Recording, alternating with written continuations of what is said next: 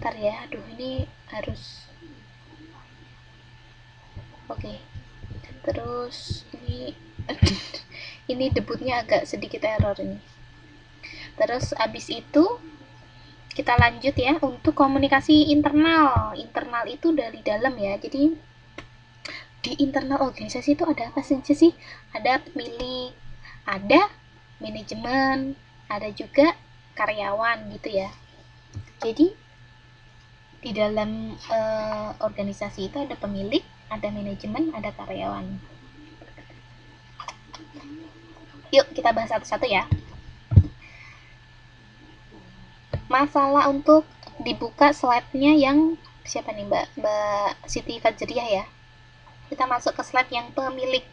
Jadi tujuan komunikasi internal dengan pemilik itu adalah untuk pemilik. Jadi misal nih kita punya usaha, yang namanya pemilik itu bukan berarti kita saja, tapi misal ada orang lain yang punya dia memberikan modalnya kepada usaha kita gitu, itu termasuk pemilik juga ya. Jadi pemilik itu tergantung, ketika kita hanya memberikan modal saja, kita tidak mengelola dan sebagainya, itu termasuk juga pemilik. Jadi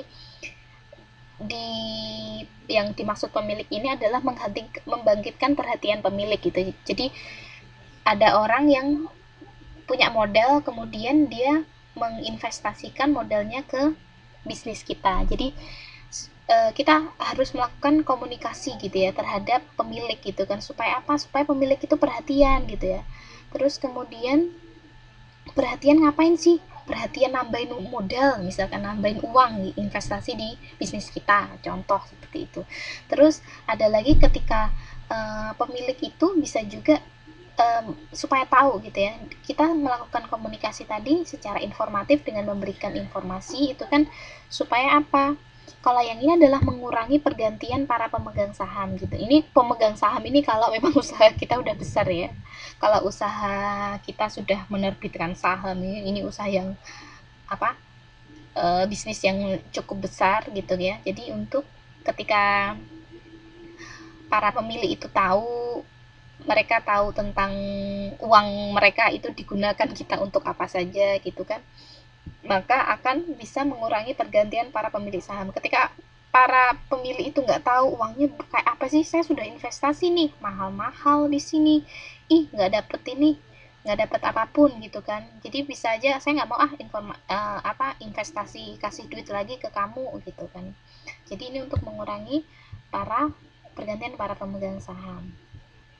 Terus ada lagi untuk mengurangi kritik para pemilik terhadap perusahaan. Jadi ketika kita melakukan komunikasi, misalnya kan para pemilik itu kan para pemberi modal pada usaha kita kan, kadang ini mereka kan wajar ya kalau cerewet gitu ya, karena uang mereka kan diinvestasikan di bisnis kita. Jadi kadang-kadang kan mereka cerewet, ini uang saya dipakai buat apa aja sih gitu kan, ini usahanya kenapa nggak maju-maju sih gitu kan, bisa saja mereka turut campur gitu. Jadi gunanya mengurangi kritik juga. Terus ada juga untuk meningkatkan prestis perusahaan. Jadi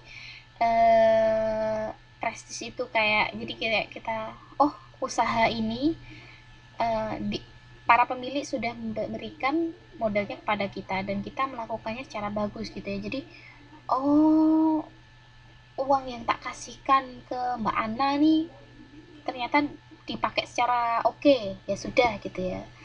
Jadi supaya apa, sebenarnya tujuannya sih satu aja sih ya, supaya para pemilik atau pemegang saham itu tuh perhatian gitu ya, perhatian, kemudian bisa memberikan tambahan modal, itu yang paling penting. Jadi bisa memberikan tambahan uang gitu ya untuk bisnis kita. Terus selanjutnya, selain pemilik secara internal itu nih ada lagi nih, jadi gimana sih cara berkomunikasi gitu, azas komunikasi internal dengan pemilik. Jadi pemilik itu tuh nggak pengen, mereka nggak butuh informasi yang sederhana, intinya sih lebih ke mereka butuhnya informasi yang simple, sederhana, lengkap, menarik, membangkitkan minat gitu ya. Aduh, maaf ini salah. Jadi kita memberikan, misal nih sama kayak mungkin Pak Presiden. Waduh, kita melihat bisnis itu seperti dalam bernegara ya. Misal nih Pak Presiden itu kan dia butuh informasinya tuh secara apa sih, sederhana, yang menarik. Jadi kan karena waktu para pemilih muda itu kan nggak terlalu banyak dan mereka nggak terlalu banyak ikut campur dalam urusan bisnis kita, maka memang kita harus menyajikannya secara singkat, jelas, padat, sederhana. Tapi jangan lupa untuk menarik. Informasinya itu harus menarik dan membangkitkan minat. Gunanya apalagi sih kalau enggak supaya mereka merasa merasa pas gitu ya, merasa oh, uang saya digunakan di jalur yang tepat gitu ya. Tapi jangan lupa ya untuk ketika kita berkomunikasi dengan pemilik atau dengan atasan, misalkan dengan para pemegang saham atau pemberi modal itu, mempertimbangkan ciri, sikap, terus kepentingan pemilik gitu ya. Jadi misal promosi, oh nanti dirimu akan, oh Bapak, ketika Bapak akan investasi di tempat kami gitu kan, maka nanti akan mendapatkan misal keuntungan 20% dari total penjualan, dari total laba yang diperoleh gitu. Jadi memang kita juga memberikan terpenting adalah memberikan keuntungan ya, memberikan informasi tentang kepentingan pemilik juga. Jadi bukan hanya kita saja yang ingin untung, tapi juga tentu saja para pemberi modal itu mereka juga mau untung gitu ya. Terus kemudian apalagi ini untuk yang kedua adalah manajemen. Siapa sih manajemen? Itu adalah orang-orang yang melaksanakan roda organisasi bisnis gitu ya. Jadi orang-orang yang dia melaksanakan apa yang ada di bisnis itu. Supaya apa sih? Jadi komunikasi ini tugasnya untuk apa sih gitu ya? Komunikasi ini agar tidak menimbulkan dampak apa? Merosotnya moral karyawan. Jadi perlu ada komunikasi dengan karyawan supaya moralnya nggak merosot lah. Moral nggak merosot itu tuh lebih ke punya semangat ya. Jadi ketika kita berkomunikasi dengan bawahan itu semangat gitu kan. Ya itu sih yang tadi ya Mbak ya, singkat, padat, dan jelas ya untuk ini ya. Terus kemudian tugasnya apa sih? Tugasnya supaya berikan semangat, jadi tidak merosot moralnya gitu ya. Terus kemudian selain kepada karyawan, itu juga tidak supaya tidak hilang kepercayaan konsumen. Jadi komunikasi yang di bisnis yang dilakukan manajemen ini supaya tidak menimbulkan dampak hilangnya kepercayaan kepada konsumen.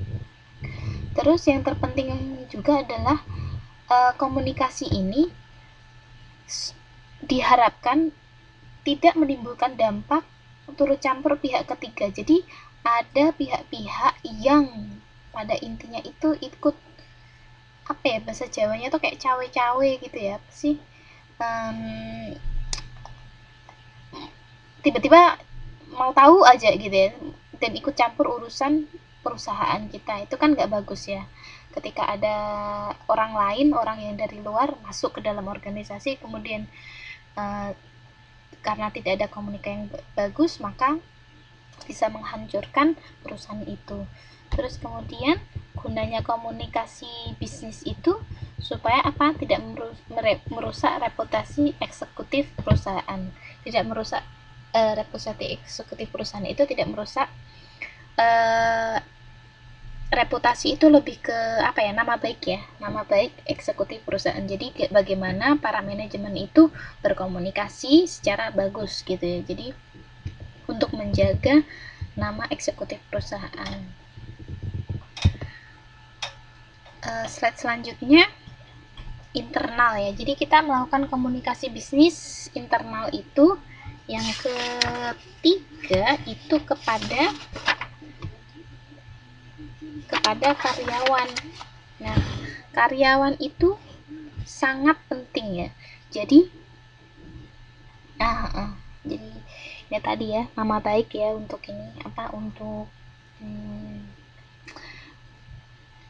reputasi tadi ya. Nah, lanjutnya Selanjutnya ini kita masuk ke bagian komunikasi.